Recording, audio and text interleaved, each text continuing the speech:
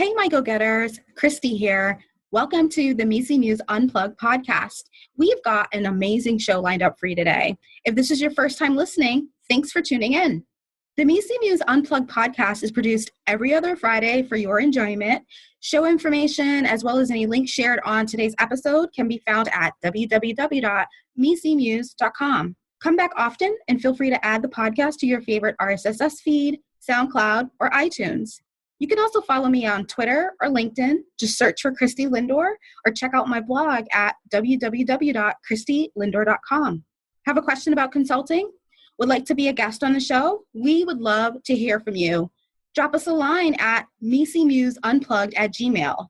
That's misimuseunplugged@gmail. Now let's get on with today's show.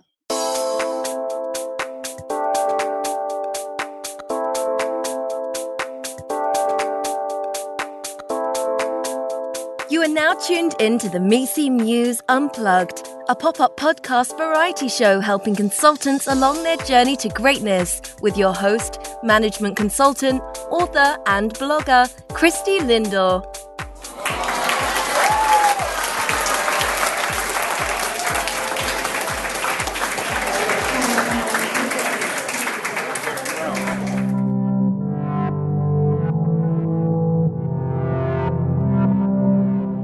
Hey, go-getters. So in today's episode, we will be doing a segment that I call AMA Ask Me Anything. And for those that are new to the show, AMAs are really virtual fireside chats where I get a chance to connect with other seasoned consultants, and they share their journey in the profession and just really kind of catch us up to, what things that they're doing and what's on their mind. For today's show, I also have a really, good portion of the segment. One of my mentees reached out to me a couple of days ago with a career situation that I'm sure for those who are listeners may know someone going through it, something similar, and I'm going to ask my guest today to weigh in on the situation. Let's see if we can give my mentee some more advice. So with that, I have the utmost pleasure of connecting with Aija Rose. She is a seasoned consultant at a Big Four. So Aija, welcome to the Misi Muse Unplugged. I'm super excited to have you today. I'm excited to be here as well, Christy. Thanks so much for the invitation. I'm looking forward to today's chat. Yeah, I am too, and I apologize in advance. I've had a really bad cold, and so if I sound a little mannish during our conversation, hopefully I can clear my voice up, but I'm super excited to speak with you as well. I guess we can start with, the first question. Maybe you can give us a little bit of insights in terms of how you personally decided to go into consulting. Give the listeners a little bit of your background. That'd be great. Sure. So my journey and my path into consulting actually was not a straight line. I started out in a consulting firm, but I was more working from an operations perspective. I had an accounting degree, and I worked on contracts, and I worked with partners in terms of revenue optimization and, how to properly staff engagements and things of that nature. So I worked more from the engagement operations side initially, and it was a very, very repetitive role. Every month I was doing the exact same thing. From the 1st through the 5th, I was, closing down the engagement economics for the month and preparing for invoicing and working with contracts to, just manage where we were in terms of period of performance and such. And I just did not enjoy it. And an opportunity came up with the same company to transition into the client-facing side, so to work as a financial management consultant. And I was super excited about that because it did allow me the opportunity to leverage both my accounting skills, but it also would give me the opportunity to be client-facing and work on more diverse and more varied project activities. And so that's how I ended up in consulting. Started out from a, engagement or a revenue optimization perspective, and then moved to client-facing financial management consulting. From there, I went from the company that I was at, which was a targeted, it was more focused on government consulting, and then I moved into the Big Four space. And when I moved into the Big Four space, fortunately for me, I was able to expand my scope is not the right word, but definitely expand my skill set beyond just financial management And I then began to work in process improvement as well as program management. And that's where I am now. I'm in the program management area. So I'm mostly focused on helping clients either bring new solutions to their organization, whether that is IT solutions, stand up new organizational competencies, so establishing new functions within their organization and things of that nature. So program management is where I am now. Okay, awesome. And, as I hear about the journey you've had, you went from kind of the ops side of the house, which is actually really good skills, when you think about how to run a practice or how to run an engagement. That's actually really, really important skills to have. So you kind of went from that, gone more into more of a financial management piece, then transitioned into process improvement, and now program management. Has it really been, kind of when you think about that journey, like has it really been everything you expected consulting to be in terms of what you thought it was in your mind? Well, what did I think it was? So what I initially thought it was, I definitely thought it was, sexy, right? I thought that it was going to be, I definitely thought coming from the ops side of the house, I thought that it would be, you're going here this week, you're going to be working with this type of client, big deals, and that the time on an engagement will be shorter. High burn, I did expect that. I expected that it would be a lot of hours. I definitely probably came into consulting when it was definitely from the consulting side, the government side of it. The programs the programs and projects are much longer.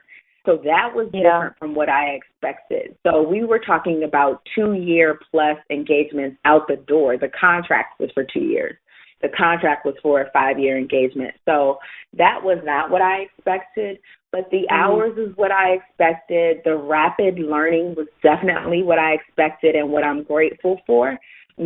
What you did on Monday 3 months ago will be so different from what you would do a whole quarter later, or what you would know, and your comfort level with a certain topic would be so different in that short amount of time. And so that was unexpected, but definitely I'm grateful for that and appreciated that about the work because it kept it so different and so interesting.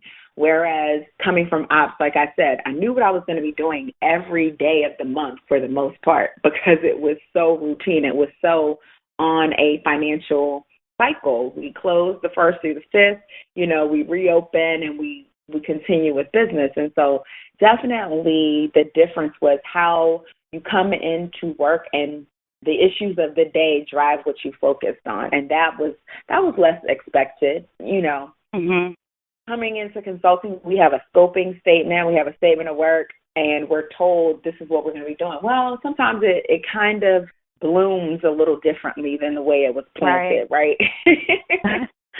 I feel like it always is different than what we expected, Right. And so that part of it was different. Yeah, that part was different for me because I'm so used to, and maybe it was my financial background, right? 5 plus 5 is 10. And so if you said that you were going to, make X amount of dollars, that's what I expected. Whereas in consulting, the statement of work, it starts out one way, and again, you could be doing something different by the end of that. So that part was a little different for me, was that everything was not as black and white as I thought it would be. Oh, we have a contract? Yeah. It's incredible when you're in the throes of the business versus looking, from the outside in. It definitely is a different lens. Yeah. How long have you been in consulting? How many years would you say? I would say consulting directly probably about 12 to 13 years. I've taken some breaks out of consulting. I want to try industry, and I've always come back to consulting. Always. Yeah. Yeah. I tried my hand at the regular, I worked for a healthcare analytics company, for example, and that was an experience that I was like, okay, I'm ready to maybe do something that is more stabilized, that is more stable, where I can have some more predictability in my schedule. I know I will be home every single day versus the traveling that I do now. And it just was not a fit for me.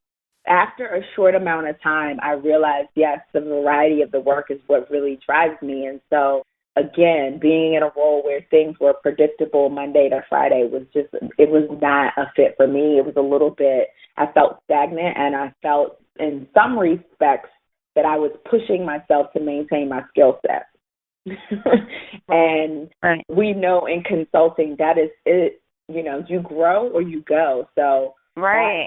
That's a different dynamic to have to operate in. And so I definitely was like, let me get back into consulting and be more challenged. And yes, it's more difficult, but it is more fulfilling for me. Right. No, I love that. You grow or you go. I'm going to start using that line because it's so true. It really encapsulates the lifestyle. So given that you have been in consulting for quite some time, what would you say is the one experience that you had, that really shaped your values and how you do business today? Yeah. I think that, of course, there are a number of things that have shaped my values, but one thing that really sticks with me and something that I even use now to share with others is just being empowered as a woman and not, sometimes we can fade to black. We can decide to, work around the exterior of the room instead of the interior and being fully present and upfront and being visible. And so I would say there was an instance when I was a senior consultant, not at the firm that I'm at now, but at another firm. And at the time I was working on performance improvement. So this is when I was working with a financial organization to do some balanced scorecard. So developing metrics, and we created this whole framework, and we were going to be having my team and my senior manager and a couple of team members were going to be having a conference call with a client. And in preparation for that call, my team and myself, we've done a lot of work just to pull together the presentation materials, have some comps or comparative information from other organizations that would be relevant. A lot of times clients ask for, well, who else is doing this? What metrics are they looking at? And so we've done a lot of background research to provide that context. And during that conference call, I kind of expected that I would have more of a speaking role. And my senior manager at the time, and I'm sure it wasn't intentional, I'm thinking that he was just not certain or just felt comfortable leading the call, I will say that. And he led a lot of that discussion and dialogue, and I found myself kind of, at the time we were using, I don't know if it was Link, some kind of instant messenger, and I was like feeding him things to say to the client, kind of prompting him and prepping him via instant messenger, or, I was trying to get him to look at, and he was looking at me for certain pieces of information, and I'm kind of giving him that input. And our partner wasn't present for the full call, but he kind of was in and out of the room at the time. And then afterwards, he said, he didn't pull me aside in terms of admonishing me or criticizing, but just saying, I know that you know this information. I know that you have a good command of this data. You were giving so-and-so the information. I really want you to take that as an opportunity. Actually, there was a way for you to say, hey, let me just help you out here, or let me just add this so-and-so, meaning the manager who was on the call, and then you be the voice, because that is how you begin to establish trusted advisor relationships. And he kind of, coached me through that whole scenario. But the point there was that, as women and as people, even more junior resources need to know that if you know the information and you have a command of the information, you should look for opportunities to be the face, be the voice, be the person who is presenting that you are not doing yourself any favors, or even your engagement team any favors, by kind of sitting in the background. Opportunities are given when we step up and when we speak up. And so just find ways to do that, to be confident and not shy away from those opportunities. And that's something that definitely shaped my values. So I always want to be prepared, but when I'm prepared, I also want to just look for that opportunity to influence and to speak up, to make sure that your voice is heard. And so that's something that was very critical, and that feedback from that partner definitely helped shape me, how I tackle those types of scenarios going forward. And I think as women, we sometimes have to knowingly and consciously take that action. That is something that I definitely struggle with, is knowingly and consciously taking the action. That was a great story. as you were saying it, I was like nodding I know you can't see me, but I was nodding my head because you hit on some really key components of what I call, being a great consultant. Mm-hmm. In my book, I have like a manifesto of what a great consultant looks like, and you kind of hit on 2 points. Like one of them is that every day you get to decide what type of consultant you want to be, and how do you take control of a situation, of things that are, especially if it's within your control. And so I think that's a great lesson, and it's good to hear that you had an opportunity to learn that, which is great. Yeah, I think that to your point, those things that are in our control, and that's the best that we can do, right? Is to, when things are in our control, recognize that and take some action that furthers that opportunity, that allows us to either grow or helps us to help the client. When it's within our control, we definitely should keep our eyes open for that. I thank you for reiterating that as well. It's what's in our control. Mm-hmm. Yeah, that's awesome. Today's episode is brought to you on behalf of the Misi Muse, 100+ selected practices, unwritten rules and habits of great consultants, a book by Christie Lindor. Written in the voice of a mentor, the Misi Muse provides insights on the unwritten rules of great consultants, a perfect read for new or aspiring consultants. Christie dives into her 15+ years of consulting experience while sharing interviews and anecdotes from over 50 consulting partners and leaders that represents thought leadership from 80% of the top 10 consulting firms in the world. Pre-sale begins shortly. Sign up at www.misimuse.com. Hey, go-getters! Have feedback on today's show? Questions on consulting? Want to be a guest? We'd love to hear from you. Just drop us a line at misimuseunplugged@gmail.com. That's misimuseunplugged@gmail.com.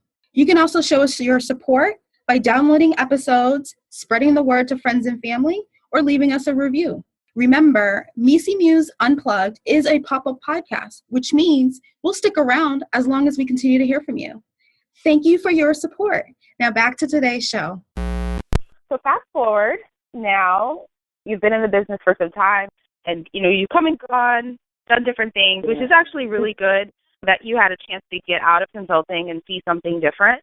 That's kind of another thing that I think younger consultants typically may not always think they have that option, that you could leave and come back, which is really cool about our profession, that you can always come and go. Now, I don't think a lot of professions you have that type of like flexibility, but I say take advantage of it. So I'm glad to hear that you did as well.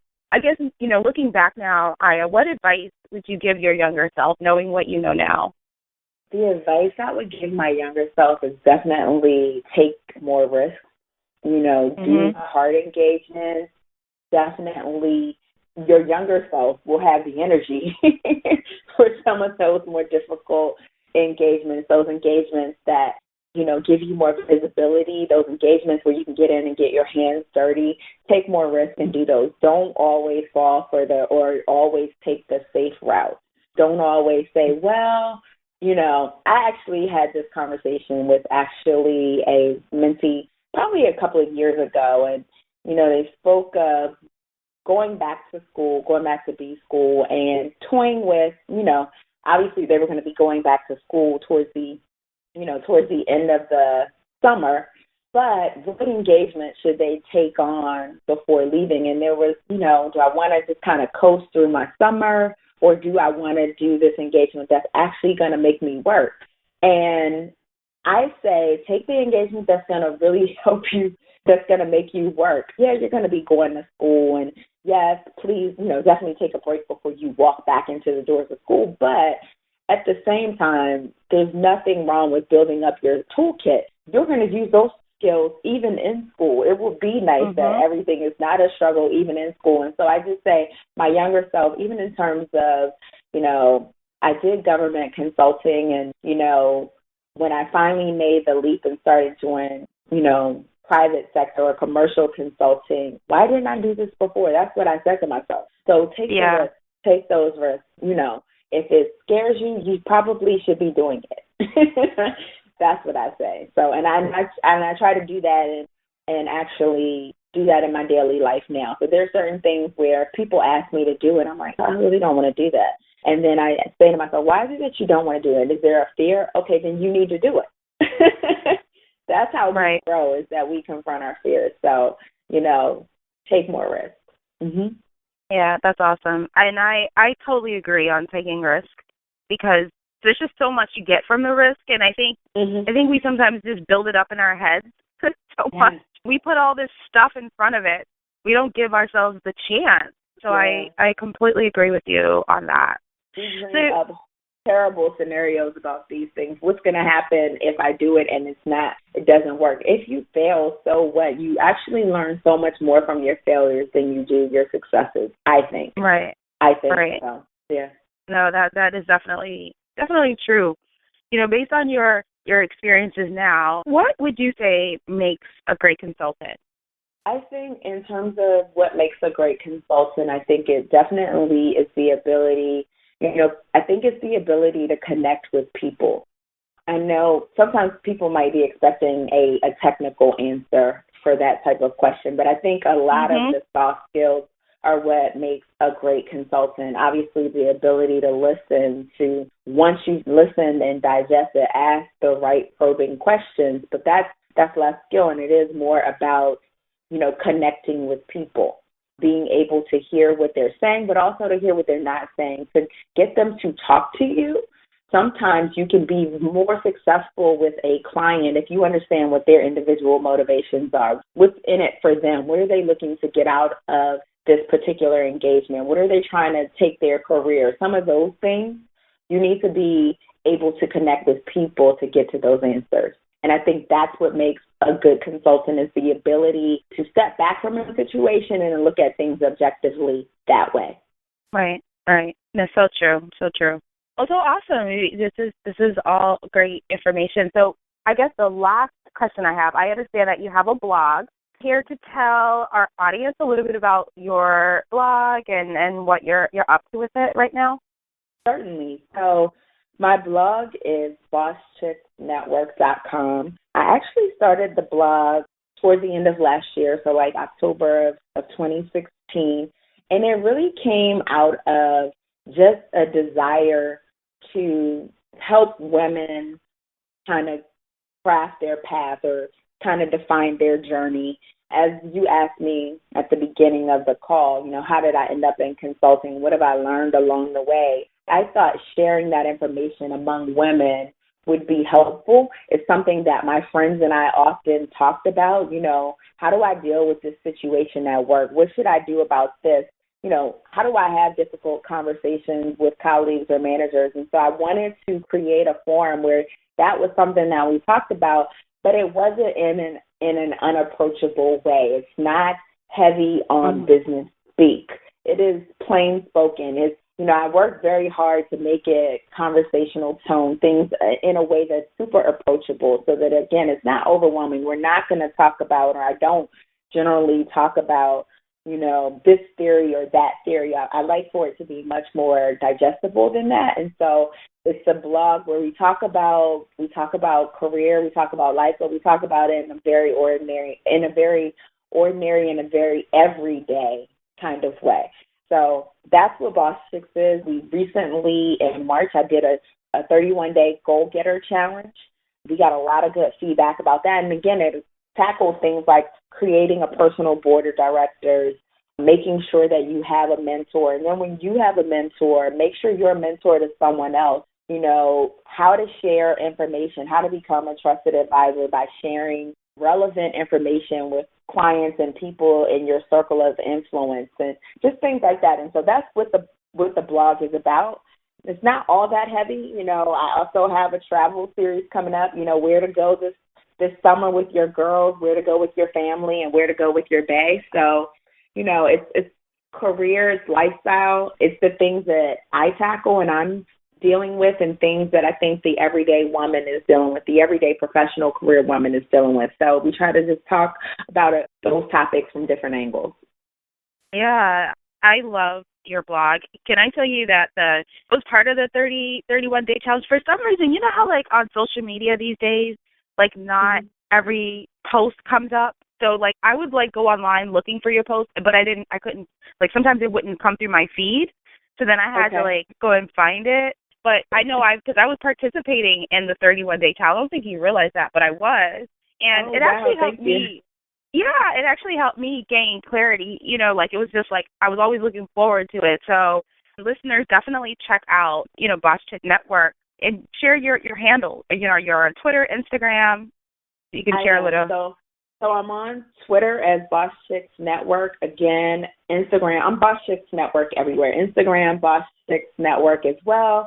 And we do have a Facebook page where, it's facebook.com/Boss Chicks Network. And then the actual blog is www.bosschicksnetwork.com. And it's BOSSCHIX network.com. So check us out, and thank you. I'm glad to hear that you participated in the challenge. I'm actually going to package up the challenge as kind of a one-pager, actually. So kind of putting all of the tips together and allowing people to download that so that, you can always have it handy if you want to circle back and refresh on the challenge. So I'm working on pulling that together now.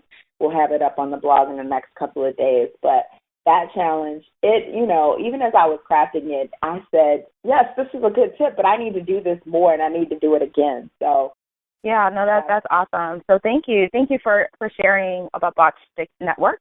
So thank you for in the conversation. I think you've really provided some great insight for junior consultants to consider. So I'm going to switch gears towards, the last leg of this interview. As I mentioned earlier in the show, I do have a dilemma that one of my mentees has reached out to me about, and I, in the spirit of consulting and brainstorming with her colleagues, would you mind helping me give her some guidance as well on the situation? No, let's do it. Okay. Awesome. Absolutely. So I'm just for confidence purposes, let's call her Jennifer. So Jennifer sent me an email a couple days ago, and I'm just going to read to you what she sent to me, and we can talk about it. So she said, "Hey, Christy, it's been a while since we have connected. I wanted to share an unfortunate update with you. I found out yesterday that I will not be promoted to manager as I thought I would. Apparently, I was on the cusp, and I just didn't make it. It was a devastating blow because I worked my tail off, but my leadership didn't think that I did enough for the year. My counselor is useless."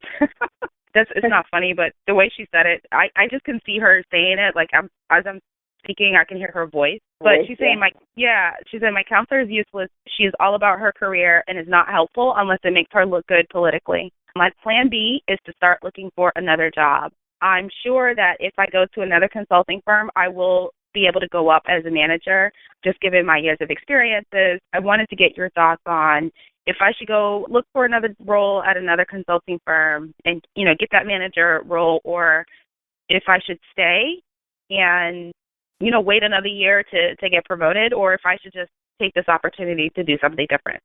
Thanks, Christy." Jennifer. So given this scenario, and I feel like as a consultant, I hear this at least a couple times a year, where someone is up for promotion. For whatever reason, there's a lot of varying reasons, but for whatever reason, they don't make it. And then, they're so upset, that they want to, like, either leave or they want to, like, go to another firm. I know for Jennifer, me knowing her for the last, 5 or 6 years, I know that, Jennifer, one of her end goals is to stay and make partner. So, she's not one of those individuals that is in consulting just to get, some really cool experiences in a short amount of time. She's in it for the long haul. She's in it for the long haul. Yeah, that's unfortunate. Yeah. So what advice do you think, when you hear this scenario, what comes to your mind, Aija? One of the things that comes to my mind with this scenario is just being very intentional about getting a detailed debrief. Do not let this be a surface conversation where, your counselor is just giving you your review and saying, "Do you have any questions?" Right? Like, probe, ask questions. What could I have done differently? What were the differentiators? What is it about my body of experience from this past year that was not enough? What was enough? Give me examples of the individuals who were promoted. What was enough? So I would say this is not the time to kind of shirk back and just take it.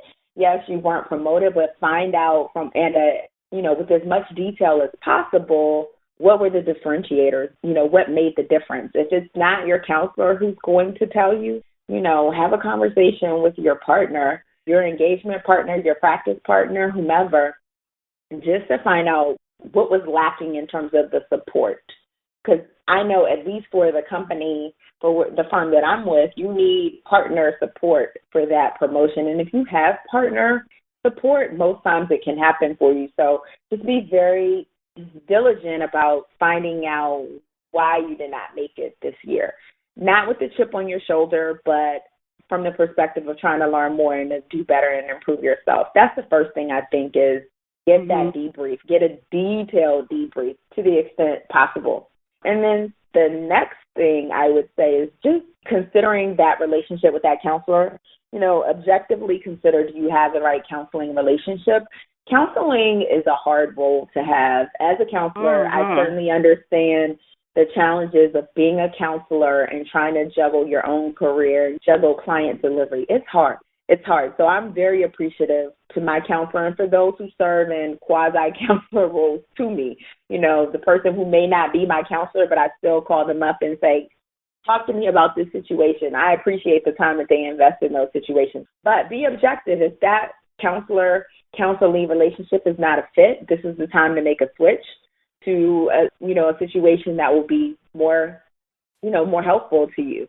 But I do understand that it's hard to be a counselor. Gosh, I have 2 counselees, and sometimes I'm so stressed because you want to give them the right amount of coaching and support, but gosh, it's only a certain amount of time in the day. So be objective about it and just make sure that it's not, just make sure that you're looking at it objectively if you want to change counselor relationships. And then also, and this goes without saying, is make sure that you're not just leaning on the counselor and the partner relationships. You need so many advocates sometimes to help you get over that hump. She sounds like she's doing the right thing. She has an external mentor, someone who, is outside and can certainly give her objective perspective, but also she's going to probably want more advocates at the table for her at the next roundtable discussions or whatever they're called at her firm. So make sure that you have more people who can say, oh, yeah, it goes without saying, she's ready.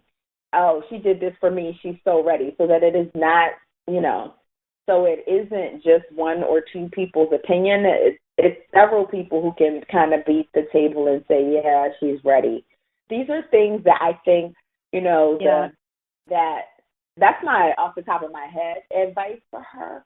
Not knowing her situation and types of projects that she's on, maybe also just make sure she's taking on challenging assignments on those projects. But those, again, are table stakes to me. I think it goes without saying that you should be doing these things. But the extra things, things are making sure people can advocate for you. So I would totally agree with everything you just said, Aya, and I agree. It definitely is the detailed debrief, thinking about some, with a counselor, like, what to do there. I'm going to add a couple of other things, I think, just to kind of round out what you shared. I think before, people decide to jump to a different firm and you got to kind of recognize what that means, really. And this is coming from someone who has, I've been in that situation where I got upset for various different reasons and have decided to leave a firm for one reason or another. And I think sometimes in the heat of those emotional decisions, we forget that, leaving and going somewhere different means that you're actually kind of resetting the clock a couple of years back, right? Because you have to now go into a new firm and you have to build a whole new, brand, network, credibility, and that's something that just takes time. And so, while yes, you can go into another firm at a different level, at the level that you're seeking to do, guess what? You're competing with individuals that's been at that firm, that have those relationships, and they have that visibility, and you're competing with them at the end of the year, right? So that means you got to come into the door. You got to come in guns a-blazing, right? You got to, come in ready to ramp up and run like a gazelle for a couple of years. And so, is it worth it? Is it worth walking away from all the relationships you've had and you've built and the credibility you have, when you can, in your current state, do a 20% pivot. And I'm sure if you get the debrief, as you just said, right. You get the debrief, you understand kind of what's happening with your counselor. I'm sure with a 20%, pivot and a focus, you'll probably be promoted next year, right? Yeah. So there's that piece. The second piece to that is I think there's sometimes junior consultants are so in a rush to get promoted that we sometimes forget what that means. And when I say that, meaning to be promoted, you have to be already operating at the next level, like already for, at least a year or two. So It's not like, oh, okay, I've been in this space, I've been in this role for 2-3 years. It's time for me to be promoted. You should be asking, am I ready? Am I currently, so manager level, and I know manager means different things at different firms. The firm she's at is the past firm I worked at in the past. That means that you're running projects. That means that you're able to drive delivery. That means that you're able to lead a team. Mm-hmm. Do you feel, that would be the question, Jennifer, that I would ask is like, when you look at other managers and you look at what you're doing today, are you doing the same work? Or is it that you think you're ready to do that work? And that's two different questions. And I think that's, two different, two different things to consider. And then the last thing is like, if this is long term, like I know this is what she wants to do, which is fantastic. Think about the culture. I would love to speak to her and, about this. Because I know in the past when I have, she's really enjoyed the culture of the firm, even though it's high performing and it's a lot of demands. She likes the culture. And so there's something to be said about walking away from a culture you really like. Because the grass is not always greener. Like the grass is not the same at every firm. It really is. Yeah, not. And so it's not. That I think is the biggest part of fit for so many people is the culture piece, right? The work in a lot of cases can be the same, but it ends up being about the people and culture. So if you found a culture space that works, that's hard to find again. I agree with you. I agree wholeheartedly. Yeah. So, it's not the advice that she probably wants to hear, but and it feels like from what you're saying as well, it sounds like, take a deep breath. I know, you're very upset, that you didn't get what you wanted, learn from this. How do you learn from this? How do you take this as an opportunity to pivot? How do you take this as an opportunity to maybe have different conversations with your counselor or seek, guidance from others? And, how do you do this to make sure you're not just doing something on reaction? Yeah, it's not a death blow, right? It doesn't have to be there. There are definitely people who've gone up for promotion and did not get it year one and got it the second time they went up. And they would tell you the same thing. And oh, by the way, that doesn't just happen going from senior to manager. It can happen at any level. I know people who went up for partner the first time and didn't get it. Right. And turned around and did get it the next time, So this is not something that is unique to you, and it may not be the only time, and it's happened to people at as I've mentioned, who are further along in their careers. So, don't take that to mean that the firm is not invested in you. It just means you may need more time, you may need more specific experiences, but you got to find that out first. Right. Yeah, I wholeheartedly agree. So, Jennifer, I think plan B is stick it out. Stick it out. Hang in there. This is a blip. If you're in it for the long term, in a 20+ year career, this is nothing. So think of it long term, hanging out. And then I would say definitely just make sure to take things to the next level so that you are being promoted. And I would love to have you on the show when you do. So with that, it's been a pleasure speaking with you, Aija. Thank you so much. You brought so much to the table. And folks, please don't forget to check out BossChicksNetwork.com. And if you also, as my go-getters, you're also having a career dilemma or just want another opinion about your consulting career, email us at misimuseunplugged@gmail.com. If you want to stay anonymous, feel free to use a burner email, and we'll be happy to have your questions on the air. With that, thank you so much, Aija. It's been a pleasure, and have a great day, everyone. Yeah, awesome. Thanks, everyone, for listening today. Thank you for listening. I hope you enjoyed today's episode. This pop-up podcast was inspired by my upcoming book, the Misi Muse, 100 plus selected practices, unwritten rules, and habits of great consultants. I have people asking me over the last year many questions about this book, but the one question that comes up constantly is, Christie, you have such a demanding career. How did you find time to write this book? And honestly, the answer is simple. I really sought to become the mentor that I wish I had earlier in my career. In the beginning of my career, I didn't have many mentors, mental maps of what success really looked like. And I really struggled with that in a lot of different ways. But what's nice about struggles is that I overcame them. I grew stronger, more competent, and I'm so excited where I am today in my career. I just want to share, what I've learned and be able to help you. And so I wrote the book, with my years of experience, but I also had an amazing opportunity to connect with over 50 or so consulting partners and leaders across the industry, sharing their stories, their antidotes, their resources on how you could be a great consultant yourself. So do me a favor, pick up your phone right now. Go to www.misimuse.com. As you scroll down, you'll see a little box that says sign up for the book pre-sale notification. Go ahead and sign up for it. I'd love to hear your feedback on my book as well as the podcast. So thanks again for listening, and here's to your journey to greatness.